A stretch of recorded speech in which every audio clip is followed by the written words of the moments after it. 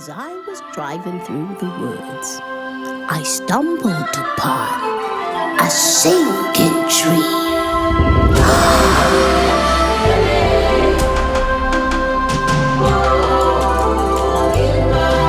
Oh my goodness.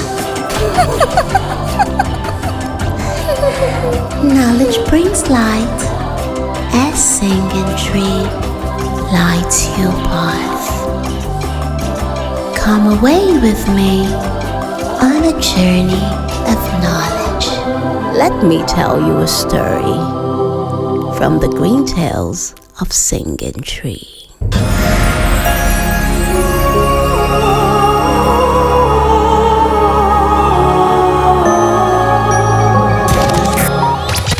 This is Africa.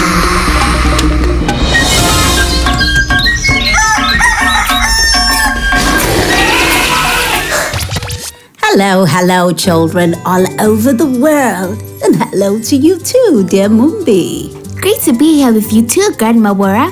Grandma Wura, did you know that today I made a pencil case out of a plastic bottle? Wow. And my teacher gave me a good job sticker to go with it. Oh, wonderful! You deserve it. Imagine what the world would be like if everyone recycled their trash.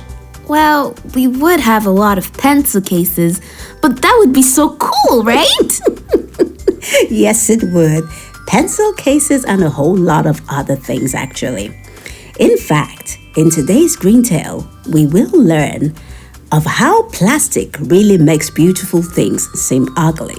So, sit back and listen right as I take you on a journey of knowledge. This is Africa.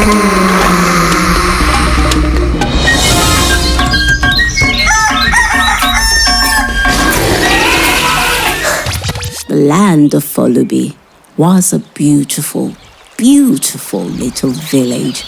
It was filled with wonderful sceneries to behold. And so, it wasn't a surprise when Mr. Hafa, a movie producer, decided to use it as one of his locations for shooting his new movie, which was going to have starring in it the famous Jessica Agallo. Mr. Hafa discussed his plans with the chief of Folubi village, and the chief considered his request to use the village as a location site as a laudable one, which would make more people know more about the beautiful natural sites in Folubi. As a result, the chief granted Mr. Hafa's request, and immediately preparation for the shoot commenced. All that was needed for the success of a film project regarding the cast and crew's welfare, which included water, food, shelter, and so on, were all arranged and put in place. Soon enough, the entire crew and cast arrived on location. During the movie shoot, disposable cups and plates, which were used by the cast and crew members, were not properly disposed of, and after a while, the location sites became littered and messy. Look at these people now. You know, See how they just litter they everywhere. just started everywhere. See our very clean community. The people of Folubi complained bitterly about this, and Mr. Hafa was warned by the village chief that if the littering issue was not quickly dealt with, he would have no choice but to send everyone away from Folubi land. Mr. Hafa apologized and pleaded with him, promising that the issue would be taken care of. However, he did not fulfill his promise, and soon afterwards, the people's complaints reached the king of Folubi. Mr. Hafa, what is this that I am hearing about you and your people? Well, Your Highness, I can explain.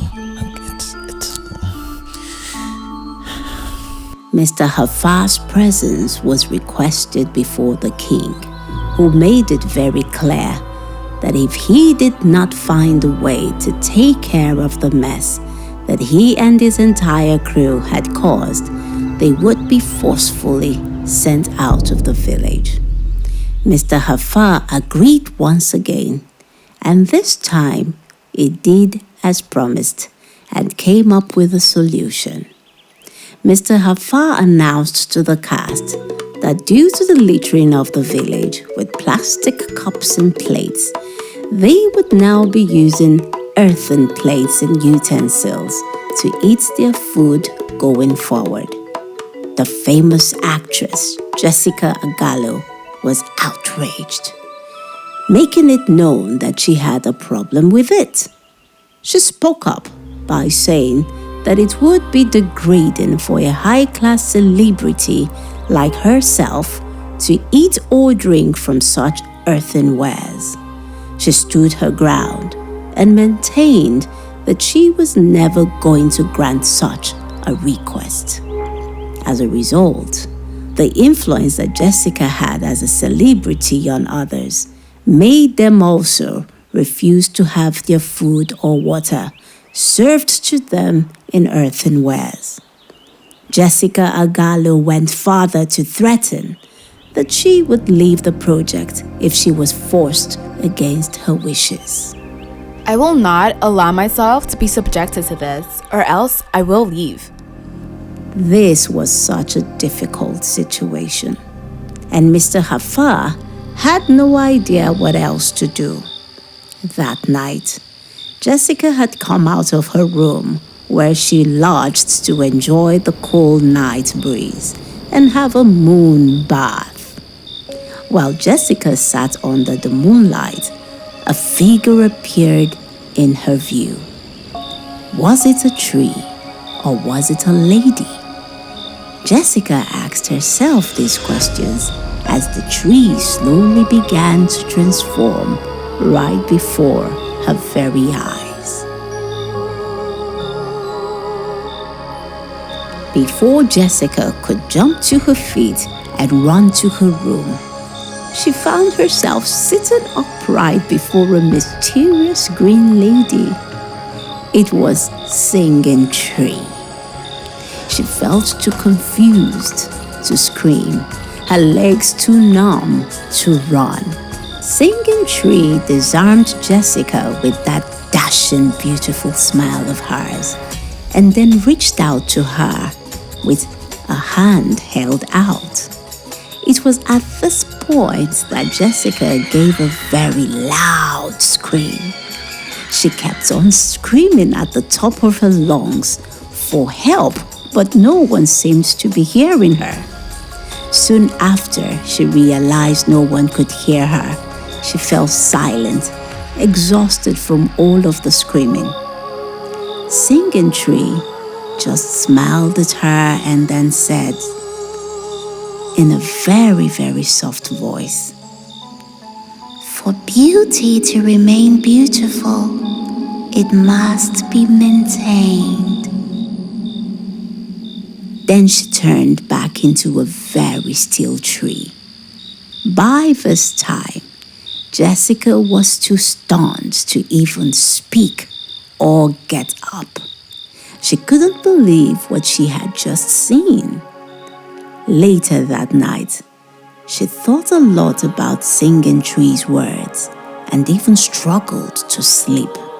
When she woke up the next day, she had a new perspective on things and reflected on how she had behaved the previous day on set. She went back to Mr. Hafa, the crew members, and some people of Folubi to personally apologize for her terrible behavior and made a promise to do her best in maintaining the beauty and cleanliness of Folubi. She also agreed to eat and drink with the earthen cups and plates that were provided just like everyone else.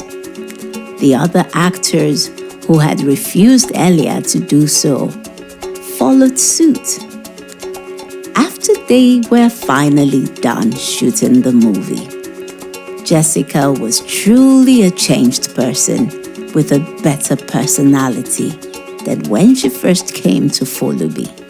She found true beauty right in that little village which Singing Tree had made her realize. She also found true beauty in herself as she joined in doing all that she could to preserve the little village called Folubi. The end.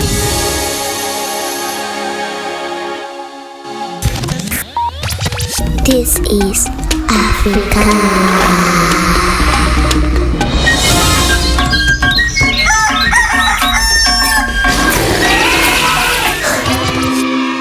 Today's green tale, we learned that, unlike other objects, plastic doesn't decompose. That means it doesn't break down into the soil. And because of this, places like the rivers, oceans, and seas are covered with plastic, as this is where they're dumped. So the fishes and the sea animals are caught up in all these strange objects. Look over there, it's a plastic bottle. I bet I can fit into that bottle. Well, I can. I'm stuck in the bottle. Well, wiggle yourself out. I'm wiggling. I'm stuck in the bottle. So just dispose of it properly or recycle it into something cool. I'll see you in the next green tale. Bye-bye. This is Africa.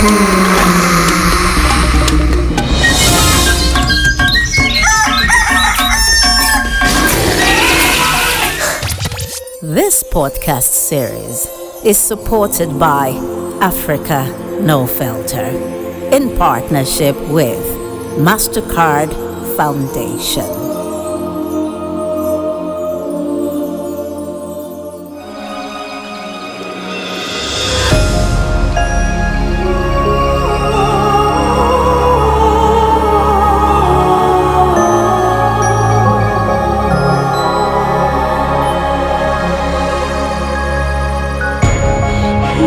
To my call, I rest upon the rocks where you rise. Listen to the